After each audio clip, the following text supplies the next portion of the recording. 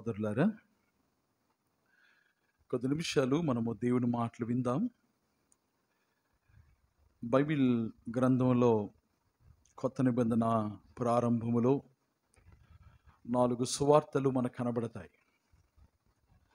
ఈ 4 సువార్తల్లో రక్షకుడైన యేసుక్రీస్తు వారి జీవితం, ఆయనతో పాటు సేవలో సంచరించిన వారి జీవితాలు మనకు క్షుణ్ణంగా రాయబడ్డాయి.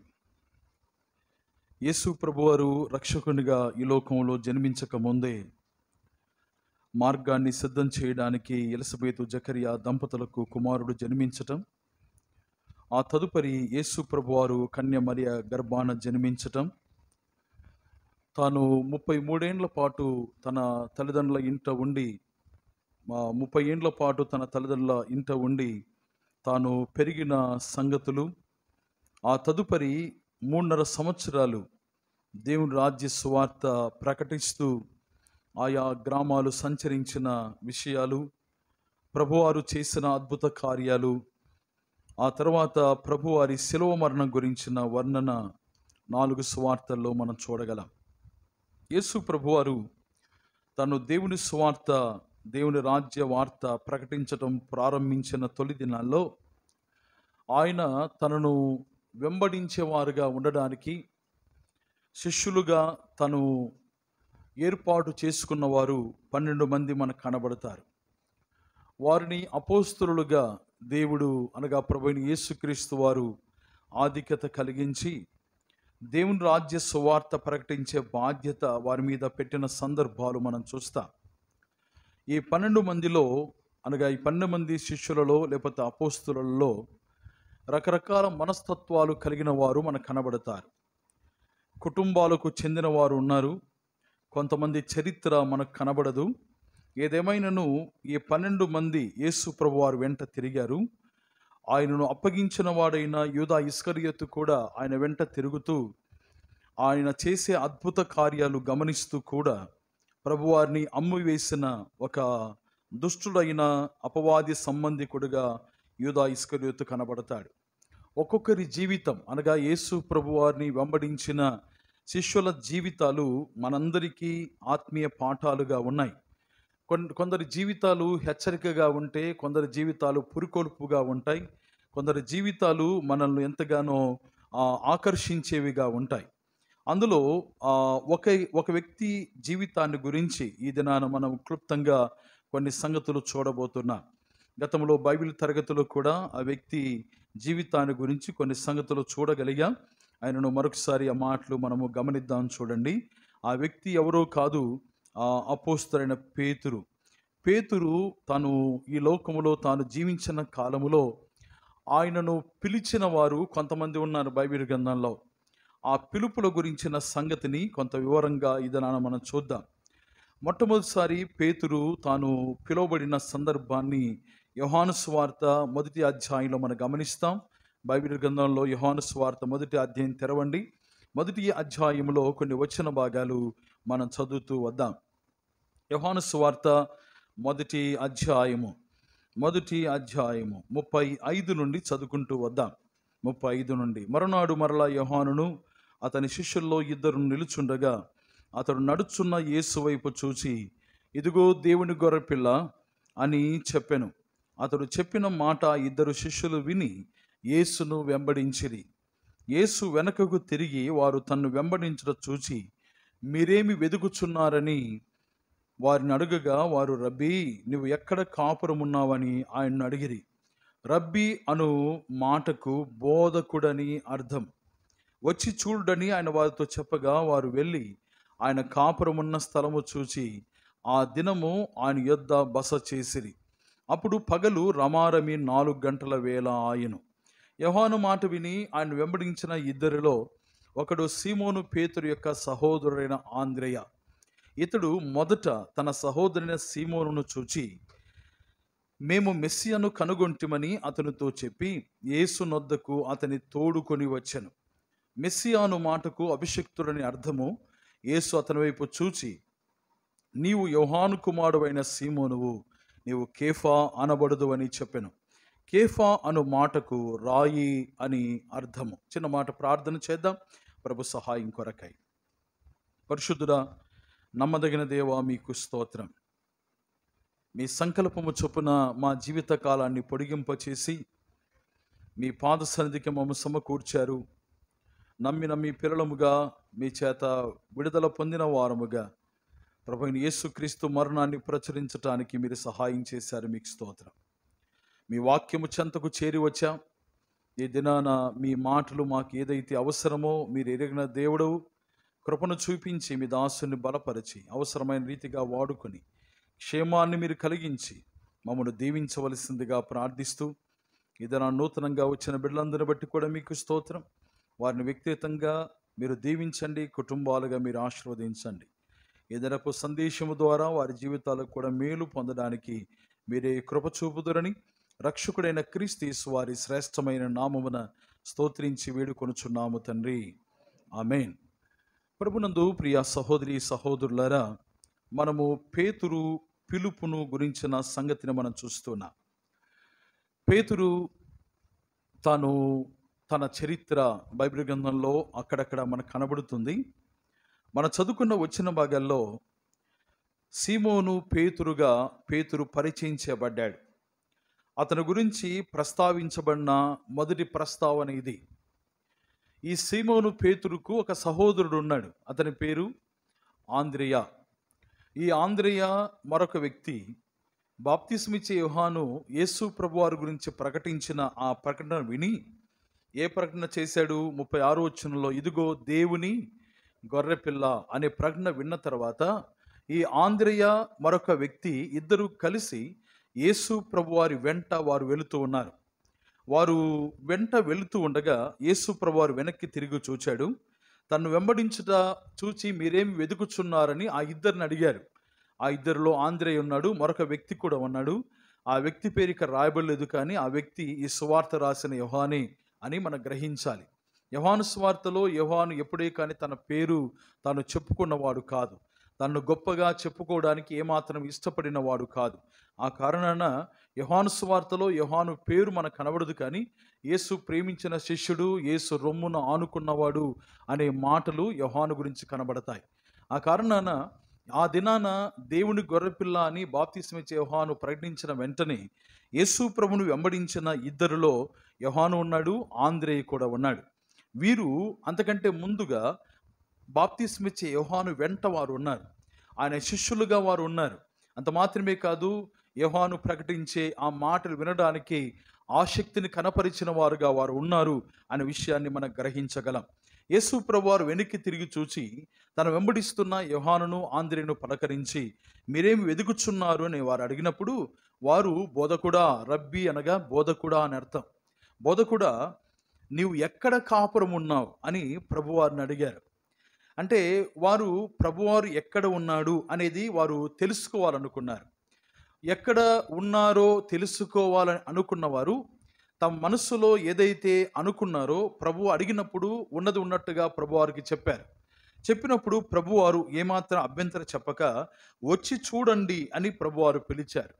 ఆయన వెంబడించాలి, ఆయన సంగతులు తెలుసుకోవాలి, ఆయన ఏమై ఉన్నాడో, ఆయన పరిస్థితులు ఏంటో తెలుసుకోవాలని ఆశపడే వారికి యేసు ప్రభువారు ఎప్పుడూ మరుగై ఉండేవాడు కాదు. ఈ విషయాన్ని మనం గ్రహించాలి. మన గురించి ఎవరైనా తెలుసుకుంటారేమో అని మనం మరుగున పెట్టుకుంటూ ఉంటాం. కొన్ని సంగతులు బయటపడకుండా జాగ్రత్త పడుతూ ఉంటాం. కానీ మన ప్రభువారు ఎలాంటి వాడంటే, తన గురించి ఎవరైనా తెలుసుకోవాలంటే ఆయన తెరిచిన పుస్తకంలాగా ఉండే ప్రభువారు మన ప్రభువారు. దేవుని పిల్లలుగా మనం కూడా అట్లే ఉండాలి. మనం మరుగున పెట్టుకొని దాచిపెట్టుకొని కుళ్ళిపోయిన తర్వాత చెడ్డ వాసన వచ్చిన తర్వాత అందరికి తెలియడం గొప్ప సంగతి కాదు. యేసు ప్రభువారు తన జీవితాన్ని తెలుసుకోవాలనుకున్న వారికి తాను ఎప్పుడూ ఆహ్వానాన్ని తెలుపుతూనే ఉన్నాడు. యోహాను, ఆంద్రెయ యేసు ప్రభువారు వెంట వెళ్ళారు. వెళ్ళి ఆయనతో పాటు వారు బస చేశారు అని రాయబడింది. ఆయన ఉన్న స్థలాన్ని వారు చూచారు, వారు బస చేశారు. అప్పుడు పగలు రమారమి 4 గంటల వేళ. ఈ సందర్భం అంతా జరిగింది, పగలు జరిగింది. ఇదిగో దేవుని గొర్రెపిల్ల అని యోహాను ప్రకటించడం, వీరు వెళ్ళటం, యేసు ప్రభు వెంట ఉండటం, అక్కడ యేసు ప్రభుతో బస చేశారంటే అర్థం ఏంటి? అక్కడ రాత్రి పరుండారని కాదు. బస చేశారంటే అక్కడ ఆయనతో పాటు ఉన్నారు కొంత సమయం అని. ఆ కొంత సమయంలో వారు ఏమి గ్రహించగలిగారు అంటే, ఈ యేసు అనే ఈ వ్యక్తి, దేవుని గొర్రెపిల్లగా యోహాను చేత ప్రకటించబడుతున్న ఈ వ్యక్తి మెస్సియా అని వారు కనుగొన్నారు. యేసు ప్రభు వారు వెంట ఉంటే, ఆయన తెలుసుకోవాలనుకుంటే, ఆయన ఎవరో మనకు గుర్తించగలం, ఆయన గొప్పతనం మనకు గ్రహించగలం. కాబట్టి ఈ ఆంద్రెయ, ఈ యోహాను వారిద్దరూ ఇతడు మెస్సియా అని కనుగొన్న తర్వాత, ఆంద్రెయ చేసిన మొట్టమొదటి పని ఏంటంటే, తన సహోదరుని దగ్గరికి వెళ్ళాడు. ఇది మనం గమనించాలి ఉదయకాల సమయంలో. అక్కడ రాయబడిన మాట చూడండి, 41వ వచనంలో, ఇతడు మొదట తన సహోదరుని సీమోనును చూచి, ఆంద్రెయ ప్రభువును చూచాడు, ప్రభు యొక్క సంగతులు తాను గ్రహించాడు. గ్రహించిన ఆంద్రెయ తన సహోదరుని చూచాడు. గమనించాలి, ప్రభువును చూచిన ఆంద్రెయ తన సహోదరుని వైపు చూచి ఏమని చెప్తున్నాడు చూడండి. అక్కడ చెప్పిన మాట చెప్పండి, మేము మెస్సియను కనుగొంటిమి అని అతనితో చెప్పారు. అంటే వారు కనుగొన్నారు అనే మాట యొక్క అర్థం ఏంటంటే, చాలా దినాలుగా మెస్సియా ఎవరు, ఆయన ఎప్పుడు వస్తాడు, ఆయన ఎలాగ ఉంటాడు, ఆయన పరిస్థితి ఏంటి అని తెలుసుకోవాలనే తాపత్రయంతో వీరున్నారు. ఆ కారణాన తాము ఏ విషయమైతే ఎదురు చూస్తున్నారో, తెలుసుకోవాలనుకుంటున్నారో, ఆ విషయం తెలిసిన వెంటనే ఆ విషయాన్ని తన సహోదరుడైన సీమోను పేతురుకు ఆంద్రెయ తెలియచేసిన సందర్భాన్ని మనం చూస్తూ ఉన్నాం.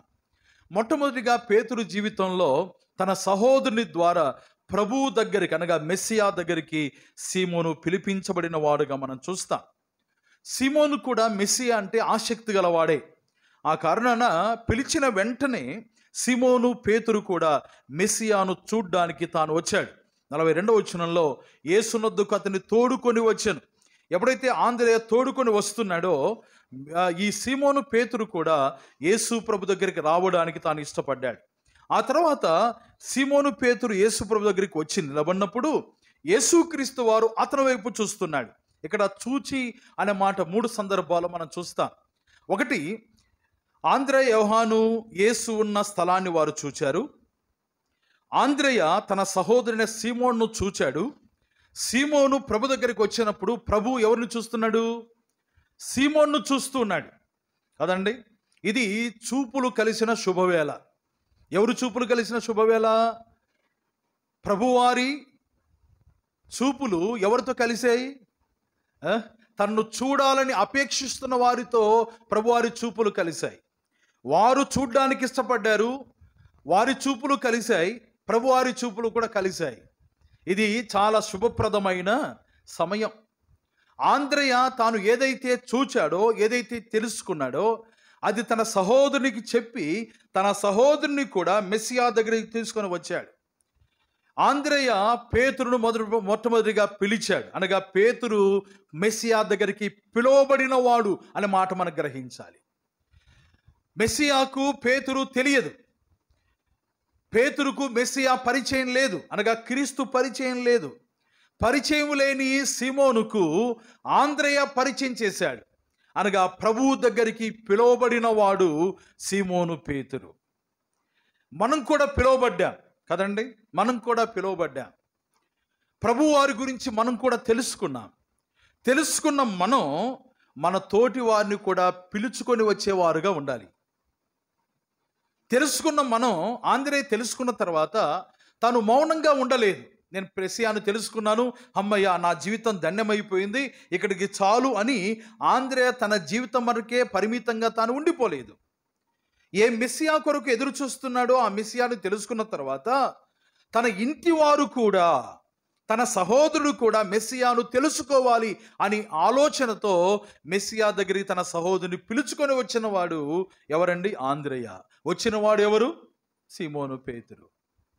కాబట్టి ఉదయకాల సమయంలో మొట్టమొదటి సంగతి ఏంటంటే, ప్రభువు గురించి ఎరిగిన మనం ఇతరులకు ఆ సంగతులు మనం తెలియజేసేవారుగా ఉండాలి.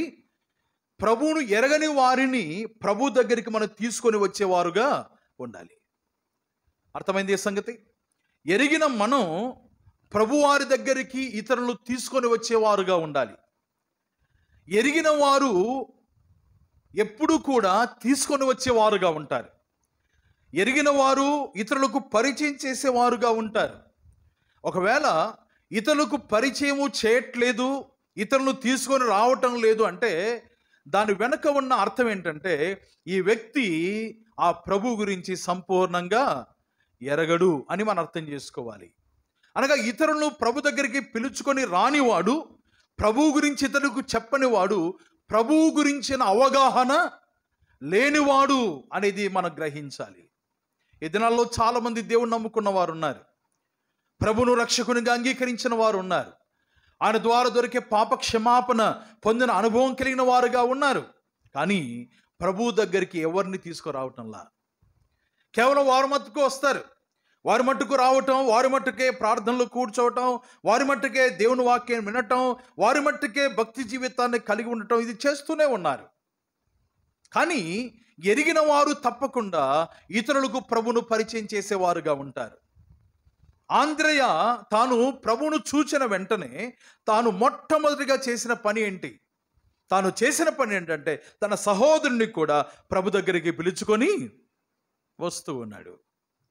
మనలో బంధువులు లేని వారు ఎవరు లేరు, స్నేహితులు లేని వారు ఎవరు లేరు, చుట్టాలు లేని వారు ఎవరు లేరు. నాకు ఎవరు లేరని వారు ఉన్నారు? ఎవరైనా పాట పాడాం, నాకు ఎవరు లేరయ్యా అని కదండి. బాధ కలిగినప్పుడు, ఇబ్బందులు కలిగినప్పుడు, ఎవరు మనం పట్టించుకోకపోతే అప్పుడు ఇలాంటి పాటలన్నీ వస్తాయి. కానీ ఉన్నారా లేదా? ఉన్నారు, ఉన్నారు. కానీ వారిని ప్రభువుకు పరిచయం చేయట్లేదు, ప్రభు గురించి వారికి మనం చెప్పట్లేదు. ఉదయకాల సమయంలో ఈ మాట మనకు హెచ్చరికగా ఉండగా మన జీవితాన్ని మనం సరి చేసుకోవాలి. ఆంద్రేయ ఎరిగిన తర్వాత తన సహోదరునికి చెప్పగలిగాడు, పేతురును ప్రభు దగ్గర తీసుకొని రాగలిగాడు. నేను ఈ విషయాన్ని నెగిటివ్గా ఆలోచన చేశాను. ఏంటంటే ఒకవేళ ఆంద్రేయ గనుక పేతురును, తన సహోదరుని పేతురును ప్రభు దగ్గరికి తీసుకొని రాకపోయి ఉంటే పరిస్థితులు ఏ రీతిగా ఉండేవి ఒక్కసారి ఆలోచన చేయండి. పేతురు మీద దేవుని ప్రణాళిక ఎంత గొప్పగా ఉందో చూడండి. బైబిల్ గ్రంథం పరిశీలిస్తే సంఘ స్థాపకునిగా పేతురును దేవుడు తాను ముందే దృష్టించి ఉన్నవాడుగా మనం గమనిస్తాం. అలాంటి పేతురు మొట్టమొదటిసారిగా ప్రభువుకు పరిచయం చేయబడింది తన సహోదరుని ద్వారానే. కాబట్టి పేతురు దేవుని చేతిలో వాడబడుతూ ఉండగా, పేతురు ఘనత పొందుతూ ఉండగా, ఆ ఘనతలో పాళ్ళు అనేవి ఎవరి మీద ఉంటాయి? ఆంద్రేయ మీద ఉంటాయి. కాబట్టి ఒక విషయాన్ని ఎందు మనం మర్చిపోకూడదండి. మన ప్రభు వారి గురించి ఇతరులకు పరిచయం చేస్తే వారు మనకంటే శ్రేష్టమైన వారుగా దేవుడు ఆశీర్వదిస్తాడు. మనం పరిచయం చేయాలి అంతే. మనం పరిచయం చేసే డ్యూటీ మనం కలిగి ఉంటే వారిని దేవుడు అత్యధికంగా ఆశీర్వదించేవాడుగా ఉంటాడు. పరిచయం చేయగలుగుతున్నామా? ప్రభు దగ్గరికి ఎంతమందిని మనం తెచ్చాం? ప్రభు వారి గురించి ఎంతమందికి మనం పరిచయం చేస్తున్నాం? ప్రభు వారి దగ్గరికి ఎంతమంది మనం తెచ్చి, ప్రభువా ఇదిగో ఈ వ్యక్తి నేను సంపాదించాను, నీ దగ్గరికి తీసుకుని వచ్చాను అని చెప్పగలుగుతున్నామా? మీ జీవిత యాత్రలో నేను అడుగుతున్నాను సూటిగా మిమ్మల్ని అందరినీ, మీ జీవిత యాత్రలో ప్రభువు నమ్మిన తర్వాత మీరు ఖుద్దుగా సంపూర్ణంగా ఒక్కరినైనా ప్రభు దగ్గరికి తెచ్చిన వారు ఇక్కడ ఎవరైనా ఉంటే చేతి చూపించండి. ఒక్కరినైనా, ఒక్కరిని, కనీసం ఒక్కరిని. 1, 2, 3 చేతులు వేసాయి.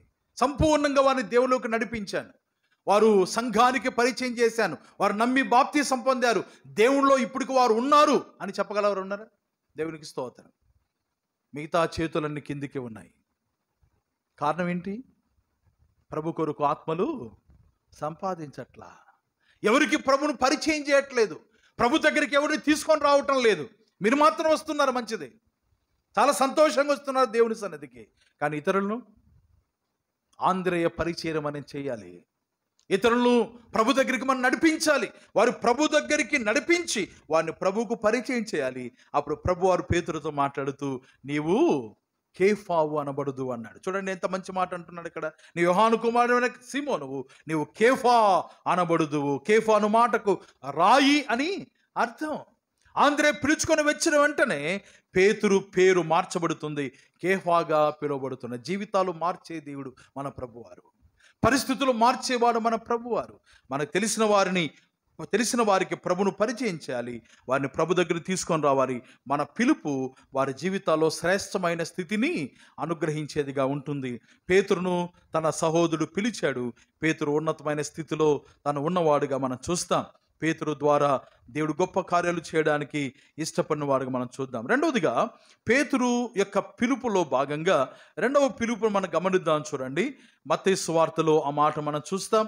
4వ అధ్యాయం, మత్తయి సువార్త 4వ అధ్యాయం, మత్తయి సువార్త 4వ అధ్యాయంలో 18వ వచనం చదువుదాం. 18వ వచనం, యేసు గలిలయ సముద్ర తీరమున నడుచుచుండగా పేతురు అనబడిన సీమోను అతని సహోదరుడైన ఆంద్రేయ అను ఇద్దరు సహోదరులు సముద్రములో వలవేయుట చూచెను. వారు జాలరులు. ఆయన, నా వెంబడి రండి, నేను మిమ్మల్ని మనుషులను పట్టు జాలరులుగా చేతునని వారితో చెప్పాను. వెంటనే వారు తమ వలలు విడిచిపెట్టి ఆయనను వెంబడించిరి. ఈ భాగంలో ప్రభువైన యేసుక్రీస్తు వారు పేతురును పిలిచిన సందర్భాన్ని మనం చూస్తున్నాం. మొదటిగా ఆంద్రేయ పేతురును పిలిచాడు. ఇక్కడ ప్రభువారే తానే స్వయంగా పేతురును పిలుస్తున్నాడు. ఏమి చేస్తుండగా పిలుస్తున్నాడు చూడండి. అక్కడ ఏం చేస్తున్నాడు పేతురు? సముద్రములో వల వేయుట చూచాడు. వారు సముద్రంలో వల వేస్తున్నారు, అనగా చేపలు పడుతూ ఉన్నారు. వారు జాలరులు గనుక, అనగా చేపలు పట్టేవారు గనుక, ఆ వృత్తిని వారు కలిగి ఉన్నవారు గనుక సముద్రంలో వారు చేపలు పడుతున్నారు. ఆ సముద్ర తీరమున ప్రభువారు నడుస్తూ వెళుతూ ఉన్నాడు. ఆ నడుస్తూ వెళుతున్న సందర్భంలో తనను మొట్టమొదటిగా చూసిన ఆంద్రేయ, తాను పరిచయం చేసిన సీమోను, వారిద్దరు అన్నదమ్ములు, వారిద్దరూ కలిసి సముద్రంలో వల వేస్తున్నారు, అనగా చేపలు పడుతున్నారు. పడుతున్న వారిని ప్రభువారు పిలుస్తూ ఉన్నారు. అనగా ఒక పని మీద వారు ఉన్నారు, తమ వృత్తిని వారు చేస్తున్నారు. చేస్తున్నప్పుడు ప్రభువారు వారిని పిలుస్తున్నాడు. ఏమని పిలుస్తున్నాడు? నా వెంబడి రండి అని పిలిచాడు. ప్రభువారి పిలుపు ఇక్కడ ఒక శ్రేష్టమైన ప్రత్యేకమైన పిలుపుగా మనం గమనించాలి. ఇప్పుడు ఎవరిని పిలుస్తున్నాడు? ఎవరైతే ప్రభువును చూచారో, ఎవరైతే ఆ ప్రభువారు మెస్సియా అని ఎరిగిన వారుగా ఉన్నారో, ఎవరైతే ప్రభు దగ్గరికి వచ్చారో వారిని తిరిగి ప్రభువారు పిలుస్తున్నారు. అంటే వచ్చిన వారు ఆ దినాన ప్రభును చూచారు, మెస్సియాగా ప్రభుని ఎంచారు, మెస్సియాగా ప్రభును కనుగొన్నారు. కానీ ప్రభును వెంబడించట్లేదు. వారు ప్రభును వెంబడించిన వారు కాదు, ప్రభు వెంట వెళ్ళిన వారు కాదు. ఆ కారణాన ప్రభువారు మరలా వారిని పిలుస్తున్నాడు. ప్రభు పిలుపు చాలా ప్రత్యేకమైనది. ఆయన పిలుపులో ఒక ప్రత్యేకత ఉంది. ఏమని పిలుస్తున్నాడు ఇక్కడ? నా వెంబడి రండి అని పిలుస్తున్నాడు. వారు మొదట తామే వచ్చారు ప్రభును చూడడానికి. ఇప్పుడు ప్రభు తానే పిలుస్తున్నాడు. ఏమని? తనను వెంబడించడానికి ప్రభు పిలుస్తున్నాడు. దేవుని పిల్లలారా, ఈ మాట వింటున్న మన జీవితాల్లో కూడా దేవుడు అలనాడు పేతురును ఆంద్రేయను ఏ రీతిగా పిలిచాడో, మిగతా వారిని కూడా ఆ తర్వాత ఇద్దరు సహోదరులు కనబడతారు, యాకోబు యోహాను కూడా, వారిని కూడా పిలిచాడు. మిగతా వారిని ప్రభు ఏ రీతిగా పిలిచాడో నేడు కూడా మనల్ని కూడా ఆయన పిలుస్తున్నాడు. ఏమని పిలుస్తున్నాడు? ఆయన వెంట రమ్మని పిలుస్తూ ఉన్నాడు. ఆయన వెంబడి మనం వెళ్ళాలి. ఏమి చేస్తాడట మనల్ని? అక్కడ రాయబడిన మాట చూడండి. నా వెంబడి రండి, నేను మిమ్మల్ని మనుషులను పట్టు జాలరులుగా చేతులని వారితో చెప్పాను. అంటే వారు జాలరులుగా ఉన్నారు, వారి వృత్తి చేపలు పట్టే వృత్తి. వారిని ప్రభువారు నా వెంబడి రండి అంటున్నాడు. నా వెంబడి రండి, నేను మిమ్మల్ని మనుషులు పట్టు జాలరులుగా చేస్తాను. అంటే మీరు నాకు అవసరం. మీరు నా వెంట వస్తే మీరు ఒక శ్రేష్టమైన ఆధిక్యత పొందుతారు. మీకంటూ నేను ఒక పని నిర్ణయిస్తాను. ఆ పనిలో మీరు కొనసాగుతారు. ఆ పని ఈ భూమి మీద నేను చేయడానికి ఇష్టపడుతున్నాను. ఈ భూమి మీదకి నేను రావడానికి కారణం అదే. ఈ లోకములో మనుషులందరినీ సంపాదించటానికి, మనుషులందరినీ దేవుని రాజ్యములో వారిని చేర్చడానికి నేను పరలోకం నుండి దిగి వచ్చాను. కాబట్టి నన్ను మీరు వెంబడిస్తే నేను ఏ పనైతే చేయబోతున్నానో ఆ పని మీరు కూడా చేసినట్టుగా నేను చేస్తాను. ప్రభువారి ఆలోచన చూడండి. నేను ఏ పని అయితే చేయబోతున్నానో ఆ పని మీరు కూడా నాతో ఉంటే చేయగలరు అని ప్రభువారు వారిని పిలుస్తున్నట్లుగా మనం గమనించాలి. ఆయన వెంట లేకపోతే, వినాలి జాగ్రత్తగా, ఆయన వెంట మనం లేకపోతే ఆయన కొరకు కార్యాలు మనం చేయలేం. ఆయన ఏదైతే ఈ లోకంలో చేయాలని సంకల్పించాడో, ఏ ప్రజలనైతే తాను రక్షించటానికి విమోచించడానికి సంకల్పించాడో ఆ విమోచన కార్యంలో, ఆ పనిలో మనం కూడా భాగస్వాములుగా ఉండాలి. మనము కూడా ఆత్మను సంపాదించేవారుగా ఉండాలి. అంటే మనం ఆయన్ను మాత్రమే వెంబడించేవారుగా ఉండాలి. ఈ ఉదయకాల సమయంలో ఈ మాటలు వింటున్న మన జీవితాల్లో ఎంతమంది ఆయన వెంబడించేవారుగా ఉన్నా? ఆనాడు వారు అనగా ఆ ఇద్దరు సహోదరులు ఆంద్రయ, సీమోను, వారిద్దరు ఏం చేశారో చూడండి. వెంటనే వారు తమ వలలు విడిచిపెట్టి ఆయనను వెంబడించారు. వెంటనే వారు వలలు విడిచిపెట్టి ఆయనను వారు వెంబడించిన సందర్భాన్ని మనం చూస్తున్నాం. ప్రభువారు ఎందుకు పిలిచాడు? మనుషులు పట్టు జాలలుగా చేస్తానని. వారు వలలు విడిచిపెట్టారు. వలలు విడిచిపెట్టి ఆయనను వెంబడించారు. కానీ మరొక సందర్భంలో ఇదే ప్రభువారు ఇదే పేతురుతో మరొకసారి తాను పిలిచిన సందర్భాన్ని మనం చూస్తాం. అప్పుడు ఈ విషయం మనకు క్లియర్గా అర్థమవుతుంది. లూకా సువార్త తెరవండి, 5వ అధ్యాయం. లూకా సువార్త 5వ అధ్యాయం. 5వ అధ్యాయంలో ఒక శ్రేష్టమైన సంఘటన జరిగింది. పేతురు జీవితంలో ఎన్నడూ చూడని ఒక అద్భుతాన్ని తాను చూడగలిగాడు. ఏ ప్రభువునైతే చూచి మెస్సియాగా కనుగొన్నాడో, ఏ ప్రభు చేతైతే నీ పేరు కేఫా అనబడుతుందని చెప్పబడ్డాడో, ఏ ప్రభువును వెంబడించటానికి తన వలలు విడిచిపెట్టాడో, అదే పేతురు తన జీవితంలో యేసు ప్రభు ద్వారా ఒక గొప్ప అద్భుతాన్ని తన జీవితంలో చూడగలిగాడు. ఆ విషయాన్ని మనం 5వ అధ్యాయంలో చూడగలం. చూడండి 5వ అధ్యాయం 1వ వచనం నుండి మనం చదువుకుంటూ వద్దాం. సోదరులు చదివి సహాయం చేస్తారా? 5వ అధ్యాయం 1వ వచనం నుండి.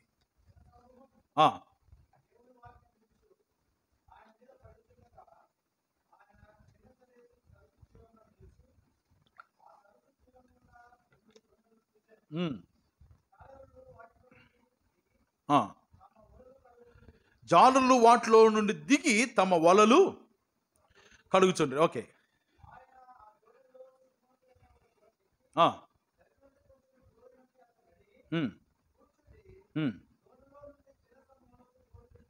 ఓకే. ఆయన బోధించుట చాలించిన తర్వాత నీవు దోణిని లోతుకు నడిపించి చేపలు పట్టుకు మీ వలలు వేయుడని సీమోనుతో చెప్పగా, సీమోను ఏమంటున్నాడు చూడండి. ఏలినవాడా,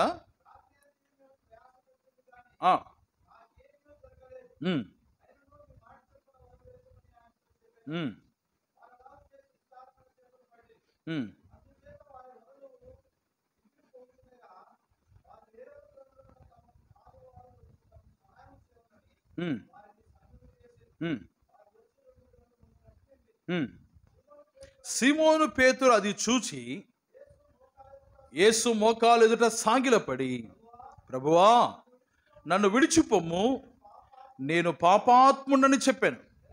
ఎలైనగా వారు పట్టిన చేపల రాశికి అతడును అతనితో కూడా ఉన్న వారందరూ విస్మయముందిరి.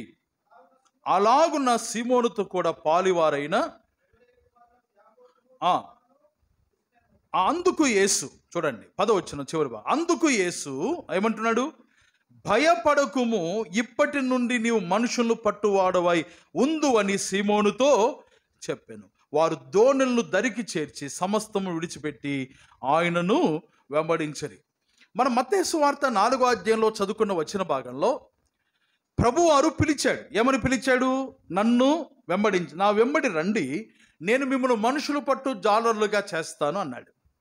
ఇప్పుడు లూకా సువార్త 5వ అధ్యాయంలో గమనించాలి, గ్రహించాలి. 5వ అధ్యాయంలో భయపడకుము, ఇప్పటి నుండి నీవు మనుషులు పట్టువాడవై ఉందు అని సీమోనుతో చెప్పాను. అక్కడ ప్రభువారి పిలుపులో ఆహ్వానాన్ని మనం చూస్తున్నాం. మీరు నా వెంబడి రండి, నేను మిమ్మల్ని మనుషులు పట్టు జాలర్లుగా చేస్తానన్నాడు. వారు వలలు విడిచిపెట్టి ఆయన వెంబడించారు. కానీ ఇక్కడ సీమోను పేతురుతో ప్రభువారు అంటున్న మాట ఏంటంటే, ఇప్పటి నుండి నీవు మనుషులను పట్టువాడవై ఉందు అన్నాడు. అంటే తాను పిలిచినప్పుడు ప్రభువును వెంబడించాడు కదా సీమోను పేతురు, వలలు విడిచిపెట్టి వెళ్ళాడు కదా. కానీ మనుషులను పట్టలేదా? సీమోను పేతురు ఏమైపోయాడు? ఆ దినాన వలలు విడిచిపెట్టి ప్రభువును వెంబడించాడు కదా, మరలా చేపలు పట్టడానికి వెళ్ళాడే. ఈ విషయాన్ని మనం ఆలోచన చేసినప్పుడు ఒక విషయాన్ని మనం ఈ రీతిగా అర్థం చేసుకోవాలి. ప్రభువు తన సహోదరుని ద్వారా పరిచయం చేయబడ్డాడు సీమోను పేతురుకు. ప్రభు తానే స్వయంగా పేతురును పిలిచాడు తన వెంట రన్నని. పేతురు ఆ దినాన వలలు విడిచిపెట్టాడు. కానీ ఈ వచ్చిన భాగంలో రాయబడుతున్న మాట చూడండి, 11వ వచనంలో, అనగా 5వ అధ్యాయం లూకా వార్త 11వ వచనంలో, సమస్తమును విడిచిపెట్టి. అంటే ప్రభువారు మొట్టమొదటిగా పిలిచినప్పుడు పేతురు వలలు మాత్రం విడిచిపెట్టాడు, అంతే. సమస్తాన్ని విడిచిపెట్టలేదు. సమస్తాన్ని విడిచిపెడితేనే మనుషులను పట్టడానికి, మనుషులను సంపాదించడానికి అవకాశం ఉంటుంది. కేవలం అప్పుడు వలలు మాత్రం విడిచిపెట్టాడు, దోణి విడిచిపెట్టలేదు, మిగతా వస్తువులు ఏది విడిచిపెట్టలేదు, ఆ మనసు కూడా విడిచిపెట్టలేదు. ఆ కారణాన ప్రభువును వెంబడించినట్టుగానే ఉంది, కానీ ఇతడు మరలా చేపలు పడ్డానికి వెళ్ళాడు. అంటే ప్రభువును వెంబడించేదానికి తీర్మానం చేసుకున్నాడు. అదిన ప్రభు వెంట తాను వెళ్ళడానికి వలలు విడిచిపెట్టాడు. వెళ్ళినట్టుగానే వెళ్ళాడు.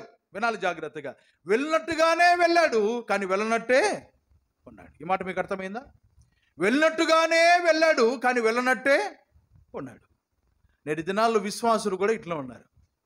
దేవుణ్ణి నమ్ముకున్న వారు దేవుణ్ణి నమ్ముకున్నట్టుగానే ఉన్నారు, కానీ నమ్మకనట్టే ఉన్నారు.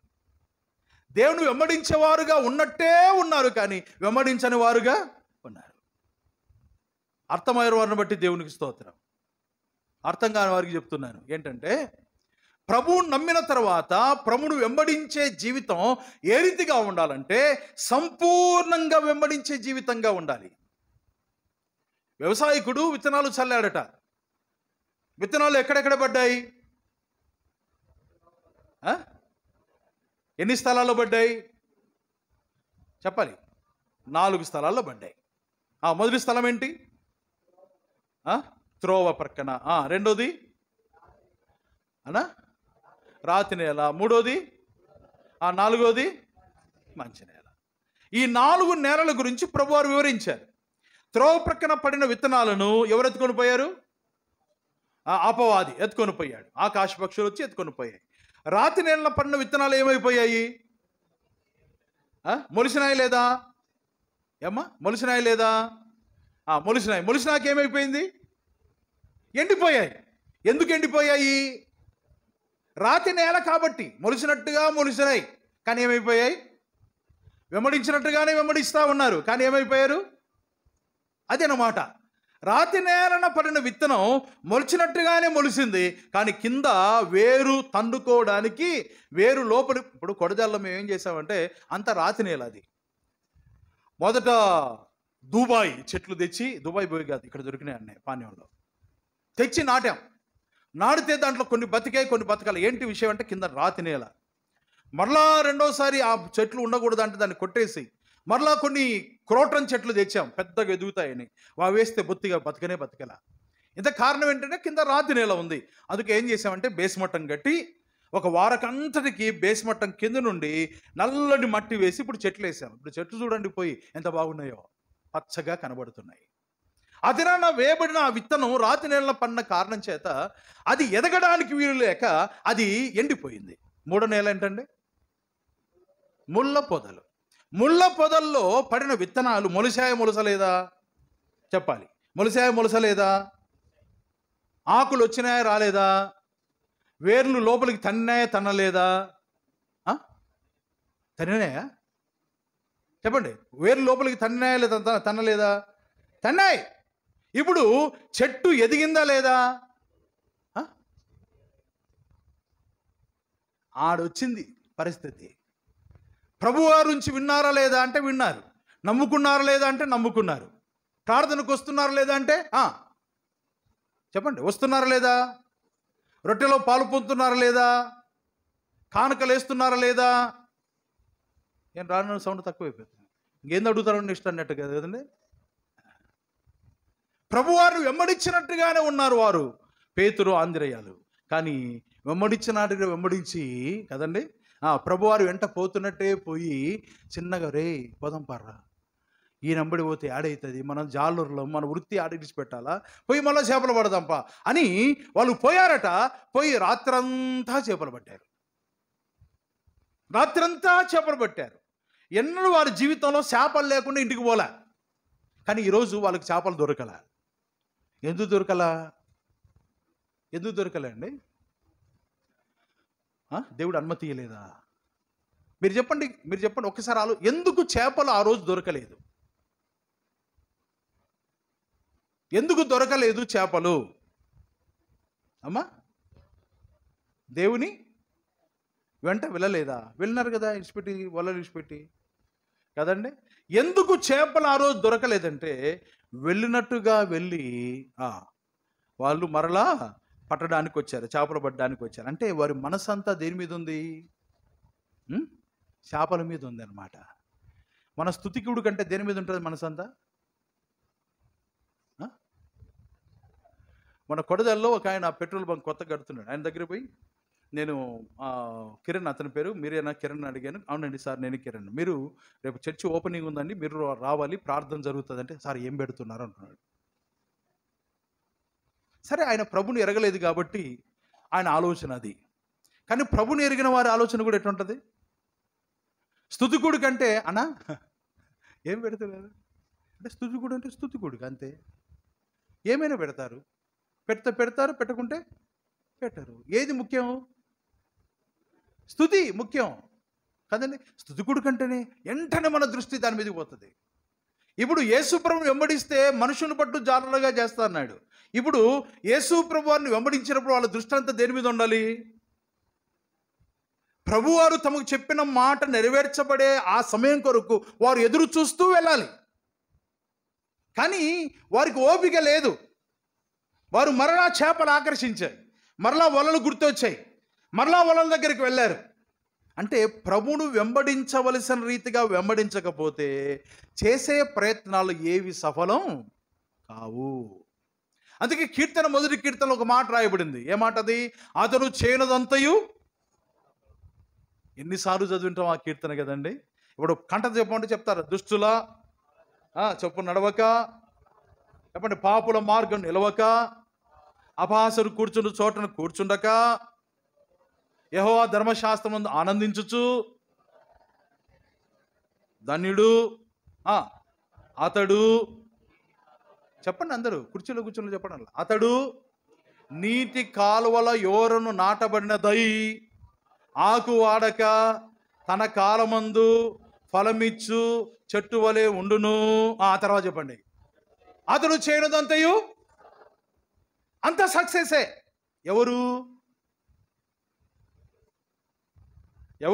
ఎవరు చేస్తే సఫలమవుతుంది? ఫస్ట్ మొదటి వచనం నుండి, దుష్టుల ఆలోచన చొప్పున నడవక, పాపుల మార్గం నిలవక, అపహాసకులు కూర్చుండక, యెహోవా ధర్మశాస్త్రాన్ని ధ్యానం చేసేవాడు చేసే కార్యాలన్నీ ఏమైపోతాయి? ఇప్పుడు పేతురు, ఆంద్రేయ వీరు ప్రభును వెంబడించారా లేదా? వలలు విడిచిపెట్టినారా లేదా? ప్రభు మాట విన్నారా లేదా? చెప్పండి, విన్నారా లేదా? మళ్ళీ ఎందుకు చేపలు వల్ల ఎందుకు సఫలం కాలేదు ఇక్కడ? అతను చేరినంత సఫలం కావాలి కదా. రాత్రంతా చేపలు పట్టడానికి వలలు వేశారు, ఎందుకు సఫలం కాలేదు? ప్రభు పిలుపు విన్నారా లేదా? మళ్ళీ అడుగుతున్నాను, చెప్పండి, విన్నారా లేదా? వలలు విడిచిపెట్టినారా లేదా? ఎమ్మడి పోయినారా లేదా? వలలు వేసినారా లేదా? చేపలు పడినాయా లేదా? ఎందుకు వల్ల? ఎందుకు పడలేదు? చేయమన్న పని చేయకపోతే ఎన్ని వలలు వేసినా. ప్రభువారు చెప్పిన మాట, మీరు నన్ను వెంబడించండి, మిమ్మల్ని నేను మనుషులు పట్టు జారులుగా చేస్తానన్నాడు. వారి భవిష్యత్తు విషయాన్ని ప్రభు అక్కడే ప్రకటించాడు.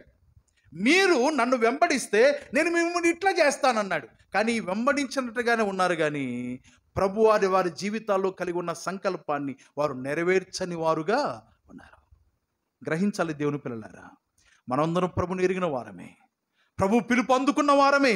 కానీ ప్రభు వారు మన జీవితాల ద్వారా ఏది జరిగించాలని మనం ఎన్నుకున్నాడో అది మనం నెరవేర్చకపోతే మన జీవితాల్లో అపజయం పాలవుతాం, కానీ ఎన్నడూ జయాన్ని మనం పొందలే. ఇప్పుడు పేతురు లూకాసు వార్త 5వ అధ్యాయంలో పేతురు వలలు వేశాడు. రాత్రంతా ప్రయాసపడ్డారు. ప్రభువారు అక్కడికి వచ్చారు. పేతురుదైన ధోనిను ఇంకెవరు తీసుకోవాలా, అదే పేతురు ధోని లోపల నడిపించమన్నాడు. అక్కడ కూర్చొని బోధించాడు. బోధించిన తర్వాత మరలా ఆ పేతురుని పిలిచాడు. పేతురికి రా అన్నాడు.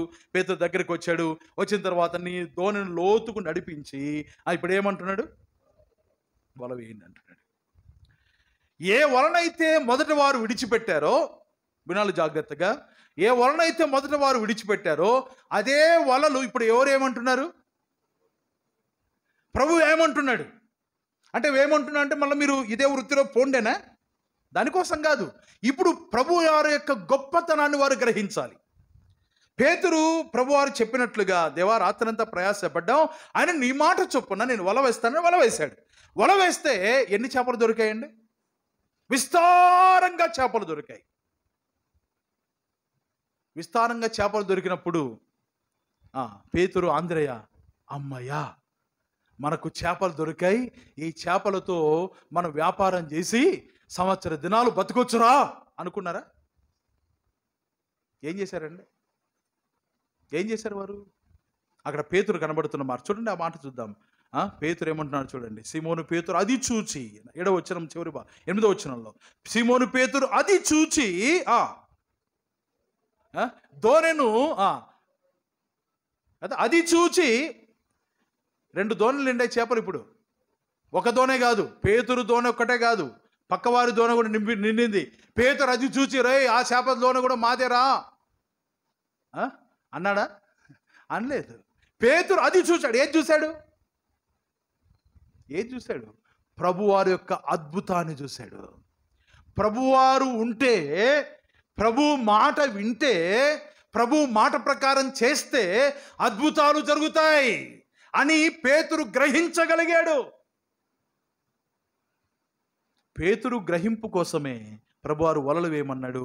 విస్తారమైన చేపలు పడ్డాయి. అదంతా దాని వెనక ఉన్న కారణం ఏంటంటే, పేతురు ప్రభువారి గొప్పతనాన్ని తెలుసుకోవడానికి. అక్కడ చూడండి, పేతురు అది చూచి యేసు మోకాలెదుట సాగిలపడి, ప్రభువా నన్ను విడిచిపొమ్ము, నేను పాపాత్ముడని చెప్పాను. అంటే తన తప్పును తాను తెలుసుకున్నాడు. పాపాత్ముడనంటే అర్థం ఏంటి? ఇక్కడ నేను తప్పు చేశానయ్యా, నువ్వు నన్ను రమ్మన్నావు, మొదట నీ వెంబడి వచ్చినట్టుగానే వచ్చాను, నేను సేవించినట్టుగానే సేవించాను, కానీ నా మనసంతా దేని మీద ఉంది? చేపల మీద ఉంది ప్రభువా. రక్షించబడినట్టుగా రక్షించబడ్డాను, ఇంకా లోకం మీదనే ఆశ ఉంది ప్రభువా. సినిమాలు ఇరిసిపెట్టినట్టుగానే ఇరిసిపెట్టినాను, కానీ ఇంట్లో సీరియళ్ళు మాత్రం ఇరిసిపెట్టలేదు ప్రభువా. నేను నమ్ముకున్న బిడ్డగా నేను చాలా నెమ్మదిగా, చాలా ప్రశాంతంగా అందరికి కనబడుతున్నాను దేవా, ఇంట్లో మాత్రం అంత గలాటలే ప్రభువా. అంటే పైకి ఒక జీవితం, లోపల ఒక జీవితాన్ని కలిగి ఉన్న ఒప్పుకోరును పేతురు ఇక్కడ ఒప్పుకుంటున్నాడు. నేను పాపాత్ముణ్ణి ప్రభువా, బయటికి కనబడ్డాను మాత్రం బాగున్నాను, కానీ నిజంగా ఈ దినాన్ని నా తప్పు నేను తెలుసుకున్నాను. ఈరోజు మన తప్పు మనం తెలుసుకోవాలి, మన లోపాన్ని మనం తెలుసుకోవాలి.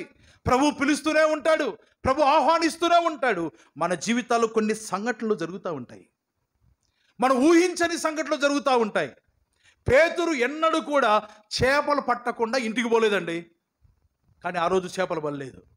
ఏం జరిగింది? ఎందుకు ఆ కార్యం జరిగింది? రాత్రంతా ప్రయాసపడిన చేపలు ఎందుకు దొరకలేదు అంటే, తన జీవితంలో దేవునికి అవిధేయుడిగా ఉన్న కారణం చేత. కొన్నిసార్లు మనం ఊహించని సంఘటనలు మన జీవితాల్లో జరుగుతూ ఉంటాయి. ఏంది నా బ్రతుకులు ఇట్లా జరిగింది, నేను ఇట్లా అనుకున్నానే, ఇట్లా జరిగిందే. ఎందుకు ఆ విధంగా దేవుడు అనుమతిస్తాడంటే, వినాలి జాగ్రత్తగా, నువ్వు దేవుణ్ణి ఘనపరచటానికి, దేవునికి ఇంకా సమీపంగా రావడానికి, నీ లోపాన్ని నువ్వు సరి చేసుకొని దేవుని వెంబడించినట్టుగా దేవుడు నిన్ను చేయడానికే దేవుడు కొన్ని పరిస్థితులను జీవితాలు అనుమతిస్తాడు. ఇది మనం గ్రహించాలి, ఇది మనం అర్థం చేసుకోవాలి. అర్థం చేసుకున్నవాడు తప్పకుండా ఏం చేస్తాడు? తన తప్పును ఒప్పుకుంటాడు. ఒప్పుకున్న తర్వాత ప్రభువును సంపూర్ణంగా వెంబడించడానికి ఆస్కారం ఉంటుంది. ఇది మనం గ్రహిస్తే మన జీవితాలు దీవెనకరంగా ఉంటాయి. ఇది చాలామంది గ్రహించట్లేదండి. జీవితంలో ఎదురుతున్న సంఘటనలు, పరిస్థితులు ఎందుకు ఈ విధంగా సంభవించింది, ఎందుకు నా కుటుంబంలో అశాంతి, ఎందుకు అసమాధానం, ఎందుకు ఈ నష్టం, ఎందుకు ఈ వేదన, ఎందుకు ఈ బాధ అని గ్రహించగలిగితే మీరు ప్రభువుకు సమీపంగా రాగలుగుతారు. అన్నాడు పేతురు జీవితంలో జరిగిన సంఘటన, తాను పాపాత్మునిగా తాను ఒప్పుదల చేసినట్టుగా పేతురు మార్చబడ్డాడు. ఆనాడు పడిన గొప్ప చేపల రాశి పేతురు జీవితాన్ని వ్యాపార వైపు మలపలేదు, కానీ ప్రభు వైపు మలిపింది. ఇది మనం గ్రహించాలి. దేవుని పిల్లల జీవితాల్లో చిన్న సంఘటన జరిగినా అది ఊరికే జరగదండి. దాని వెనక దేవుని ప్రణాళిక ఉంటుంది. ఆ ప్రణాళికలో శ్రేష్టమైన ఉద్దేశం ఏంటంటే మనము దేవుని వెంబడించేవారుగా ఉండాలని. ఆయన దృష్టిలో మనం లోపరహితులుగా లోపముతో ఉంటే, ఆయన దృష్టిలో మనం సరైన విధానం లేకపోతే ఏదో ఒక రకంగా దేవుడు మనం సరి చేయడానికి అనేక పరిస్థితులు తీసుకొని వస్తూ ఉంటాడు. ఆ పరిస్థితుల్లో తన మహిమను తాను వెల్లడి చేస్తాడు, తన గొప్పతనాన్ని తాను వెల్లడి చేస్తాడు. వెల్లడి చేసినప్పుడు దాన్ని మనం గ్రహించి, నిజమే ప్రభువా, నేను నీ గొప్పతనాన్ని అర్థం చేసుకోలేకపోయాను, ఇప్పుడు తెలుసుకున్నాను దేవా, నా తప్పును క్షమించు అని ప్రభుతో సమాధానపడి ఆయన వెంబడించేవారుగా ఉండాలి. కానీ ఇలాంటి సంఘటనలు జరుగుతున్నప్పుడు ఇంకా ప్రభువును బాధ పెట్టి, ప్రభువును దుఃఖపరిచేటట్లుగా ఏదో ఈ సమస్య నుండి గట్టెక్కడానికి రకరకాల ప్రయత్నాలు చేస్తూ ప్రభువుకు దూరం కాకూడదండి ప్రియులారా. చాలాసార్లు సొంత ప్రయత్నాల ద్వారా ప్రభుకు దూరం అయిపోతున్నాం. పేతురు రాత్రంతా చేపలు పట్టలేదు, కానీ తన సొంత ప్రయత్నం చేయలేదు. ప్రభువు మాట దగ్గర, ప్రభు నీ మాట చొప్పున సమస్త నేను చేస్తాను. ఆయనకు విధేయుడుగా ఉన్నాడు. ఆయన మాట తాను విన్నాడు. తన సొంత ఆలోచన ప్రకారం తాను వెళ్ళలేదు. దేవుని మాటకు లోబడ్డాడు, గొప్ప కార్యాలు చూడగలిగాడు.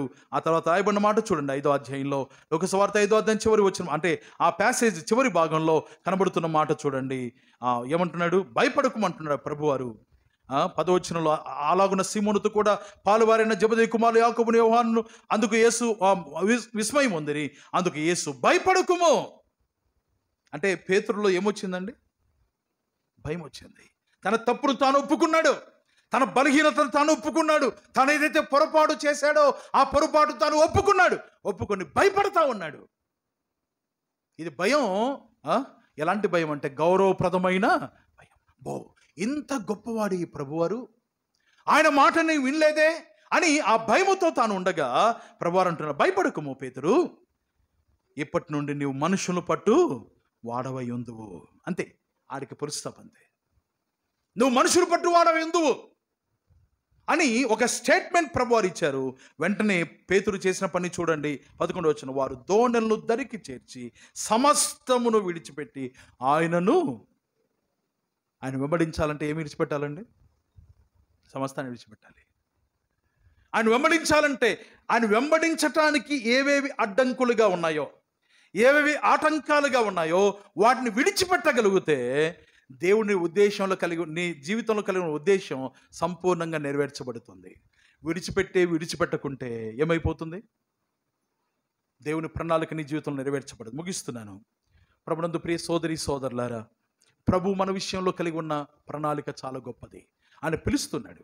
ఈ దినం కూడా ఈ సందేశం ద్వారా మనతో మాట్లాడుతుండగా ఆయన మన జీవితంలో ఏదైతే ప్రణాళిక కలిగి ఉన్నాడో ఆ ప్రణాళిక మన జీవితాలను నెరవేర్చగలుగుతున్నామా? మన జీవితాల ద్వారా మహిమ పొందాలని ఆశపడుతుండగా ఆయన మహిమ పొందినట్లుగా మన జీవితాలు ఉన్నాయా? లేకపోతే నష్టాలు ఏర్పడతాయి. ఆ నష్టాలు ఏర్పడినప్పుడు, మన ఊహించని సంఘటనలు మన జీవితంలో జరిగినప్పుడు వెంటనే ప్రభు సన్నిధిలో కొద్దిగా కూర్చొని ప్రభు ఎందుకు ఈ విధంగా జరిగింది, ఎందుకు ఈ నష్టం ఏర్పడింది అని ప్రభువును అడగగలిగితే, వినండి జాగ్రత్తగా, ప్రభువును అడిగే అనుభవం నీకుంటే వెంటనే నీ జీవితం సరి చేయబడుతుంది. నీ లోపాన్ని గుర్తిస్తావు, దేవుడు చేసే గొప్ప కార్యాలు నీ జీవితంలో అనుభవిస్తావు. తల వంచండి, ప్రార్థన చేద్దాం.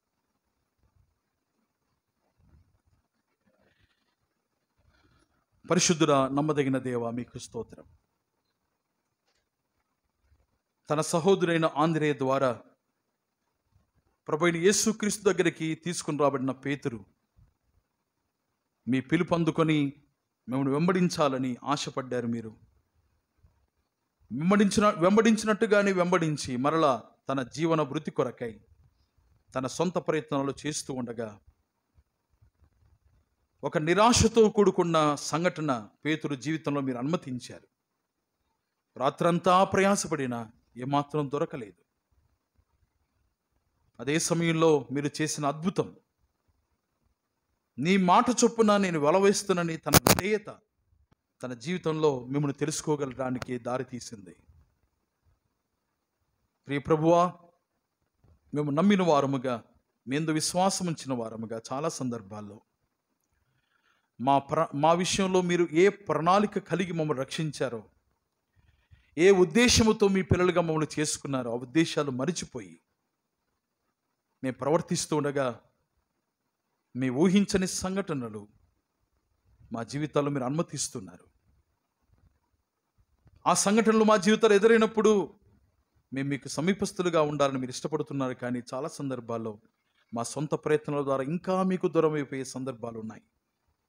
ఈ సందేశం విన్న మా జీవితాలలో అలాంటి పరిస్థితి నుండి గట్టెక్కి కేవలం మీ మాటకే లోబడే వారంగా, ఎదురవుతున్న సమస్యల్లో, ఇబ్బందుల్లో, ఇరుకుల్లో, వ్యాధి బాధల్లో, నష్టాల్లో, కష్టాల్లో, వేదనా భరితమైన సందర్భాల్లో, మనసు కురింగిపోయే పరిస్థితుల్లో, అది ఏదైనా సరే మీకు మాత్రమే మేము విధేయులుగా ఉండి మీరు చెప్పింది మేము చేయడానికి మీరు సహాయం చేయండి. తద్వారా గొప్ప చేపలు రాసి ఎన్నడూ జీవితంలో చూడని గొప్ప విజయాన్ని తన జీవితయాత్రలో పేతురు మీకు అనుగ్రహించారు. మీరు సమస్యలు పరిష్కారం చేసే దేవుడు అని గ్రహించి మా జీవితాల్లో కూడా మీ శరణు కోరి మిమ్మల్ని మాత్రమే గణపరిచే జీవితాన్ని కలిగి ఉండి అనేకులకు సాక్ష్యముగా మీకు మహిమకరంగా మేము బ్రతకడానికి మీరే సహాయించవలసిందిగా వేడుతూ, ఉదయకాల సమయంలో చేరి వచ్చిన బిడ్డలందరిని బట్టి కూడా మీకు స్తోత్రాలు చెల్లిస్తూ, మరొకసారి ఈ దినం నూతనంగా వచ్చిన బిడ్డలను బట్టి మీకు స్తోత్రం. వారి పేరు వస్తున్న మీరు దీవించండి, ఆశీర్వదించండి. దేవా, మీ కృపలో మమ్మల్ని అందరినీ జ్ఞాపకం చేసుకొని మా జీవిత కాలాన్ని మీరు ఆశీర్వదించవలసిందిగా వేడుతూ, ప్రాణప్రియుడు, రక్షకుడి, మోచకుడైన యేసునాథుని శ్రేష్టమైన నామమున స్తోత్రము చెల్లించి ప్రార్థించి వేడుకొనుచున్నాము తండ్రి. ఆమేన్.